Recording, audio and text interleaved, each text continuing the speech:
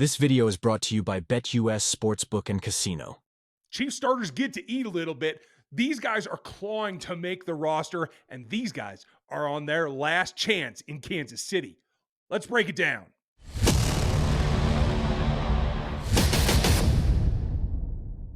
Welcome back, everybody. I'm Ryan. This is RGR Football. If you don't know us, we break it down. This is your premier Chiefs analysis site, especially based on 20 years in the NFL for me, either coaching, consulting, or covering it as content. Gonna get right into it today. After you click and sub, you can follow along. I'm really into right now is what the chances are. What are the opportunities? And it comes back that the starters are going to be the focus. They're going to get, according to Andy Reid, up to a half. I don't think that's necessarily true of the superstars. Chris Jones isn't going to play in this second preseason ball game. Travis Kelce, I think Patrick Mahomes, maybe 2 series, maybe a quarter plus a little bit, but I don't think they fill out the second quarter to fill that half. But everybody else has a shot. The O-line needs it. Kingsley Suamataia definitely needs it. They're going to try to rotate through as little as possible the guys that they actually feel can play snaps for them come the regular season.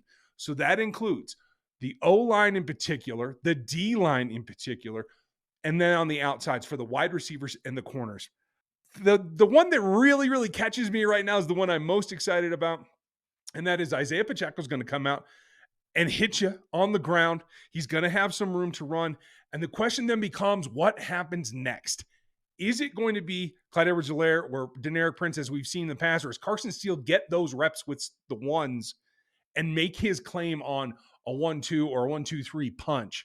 This is tight because I think Carson Steele is clawing for that roster spot. I think he has it right now. He needs to hold on to it. But I also think that Deneric Prince is trying to hold on as well. He's kind of on his last chance here.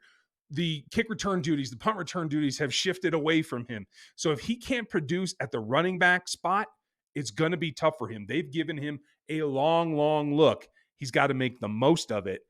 Then it comes to the wide receivers, and everybody's excited about that because there's a lot of options here. The number one guy that can build on week 1 in the preseason and stake his claim to a roster spot is Justin Ross. He's made a lot of progress. For the last 2 years, I haven't felt like he had the skill set to fit into this roster. Now he's on the edge of making that. And it's a little bit because they seem a little bit more willing to play to his strengths, but he's also making progress himself in running routes, in making himself available to the quarterbacks. And that's what it all comes down to, is being a part of the offense, not just being a specialist. So he's got his claws in it, holding on to probably that 6th spot, but he's got competition in Sky Moore that the team wants to continue to give reps to try to get something out of. And Mecole Hardman, who in terms of a deep threat is the closest thing you have truly to what you had in Hollywood Brown. Now, the guy that's going to get reps, and we just have to figure out where it all fits in, is Justin Watson. The injury took him out of a lot of people's minds. Let's be honest. But he's there, and he's been in the top 3 or 4 the whole time. I don't think anything's changed unless we see something dramatic in the negative for Justin Watson. I think he's on this roster. He's the 4th option with the most trust, followed by Moore and Hardman, and then it's up to Ross. And I think the dark horse now is Nico Remigio, who still has some upside, and if he can change some of the things that he did last week, can make himself an argument for the roster as well. But I like the concept is if you can't get those guys onto the 53, whether it's Moore, whether it's Hardman, whether it's Remigio or Ross, or even Kadarius Toney, you can get them to the practice squad. I believe you can get at least 2 of the 3 to the practice squad. Toney's going to be the question mark. We'll see if we see anything from him in the next couple of weeks to make us think that he's going to make the roster. But there's a whole thing on the defensive side as well. RGR Football is sponsored by BetUS Sportsbook and Casino. Fastest payouts in the industry, and right now you get a 125% sign-up bonus up to $2,000 right this minute. Chiefs are all over BetUS because they're right at the top of the list for both Super Bowl matchups as well as the Super Bowl odds. Mahomes for the MVP, the conference titles. You can get into all the action if you want to get over to BetUS. That's a 125% deposit match on your first 3 deposits up to $2,000 each. They have live wagering on all major games, the best betting variety in the business, and you can even get 10% back on your losses twice a year. Check it all out at our BetUS link in the description below.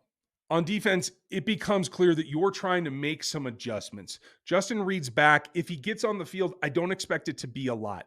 So you're going to see Jaden Hicks. You're going to see, can he expand what he did? I thought he had one of the best performances of preseason week number 1. How can he back that up? Can he take it to the next level and demand playing time with Justin Reed come the regular season, with Brian Cook? Jamari Connor, I think, is still a bit of a question. Can they run him at the nickel? Or is he going to have to play in space? So they're going to back him out. The Reed situation with his health is definitely going to be a factor in that.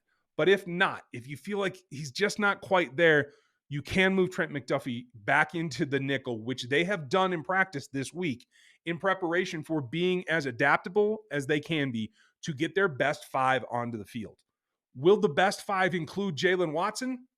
Don't think so. Don't think he's going to get a shot in this game to be on the field. Andy Reid put the Knicks on it on Thursday. I don't think anything's going to change. If he does, that's a really positive sign. And if he gets into this ballgame, hopefully he can show that, hey, I'm ready and I'm back and ready to go. Najee Johnson, and everybody else fighting for those outside rep positions are going to be instrumental in the decision-making process for who makes this roster. Because Joshua Williams led this roster at CB2 for quite a while in camp. Then Najee Johnson came on, got hurt. Then Watson comes back. He's had some really nice plays and has been looking good as well. You have guys like Kelvin Joseph that are in there. Kamal Haddon, the draft pick, is in here as well. I think all those guys are still vying. So this is wide open. Who can claw themselves a spot in what I think will be 6 cornerbacks on this roster for the 53 initially?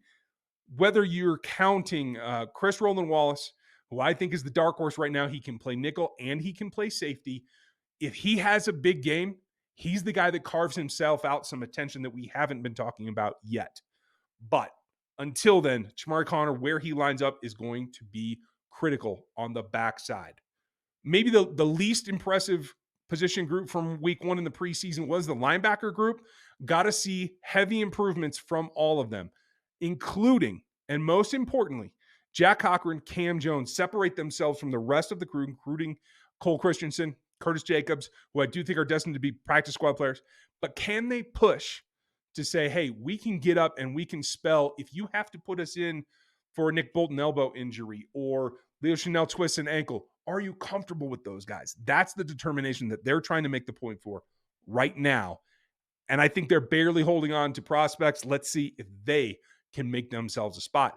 And then the D-line. We know that there's a lot of age on the D-line. Mike Pennell, Chris Jones, Derek Nottie, veterans. You're going to see Wharton. You're going to see some Pennell. You're going to see Matt Dickerson. And I think somebody's got to take a step forward. You know what you have in Jones, Nottie, and Pennell. Wharton, you're pretty sure, but he's been coming on lately. Dickerson's had a nice preseason so far, and he was able to play some reps for you last year. It comes down to the young guys in Neil Farrell and Fabian Lovett. Can somebody beat somebody out? Somebody show me something off of that to get yourself onto the roster. Otherwise, I think they're both destined for the practice squad, and we'll see what comes of it. I'm really looking forward to the battle. This is the closest thing we'll get to what the team will look like in week 1 and 3 and 5 and maybe even a little bit beyond until they get some of their players back, including Charles Menahue. And beyond that, Hollywood Brown. And when we get both sides back, this is the closest thing. Next week, it's going to be all about development and who can be on the practice squad to help this team out. For right now, jobs are on the line. Let's enjoy it. Thanks for being with me. Make sure you like and sub, and we'll knock it out. We're going to be live post-game, so join us then. It's going to be a fun time. Thanks for listening, watching, and doing everything you do here in Rogue Nation. We appreciate you, and I'm looking forward to it. We'll see you next time. Thanks for watching this video from the team at RGR Football. Click these videos to see more, and subscribe to RGR Football.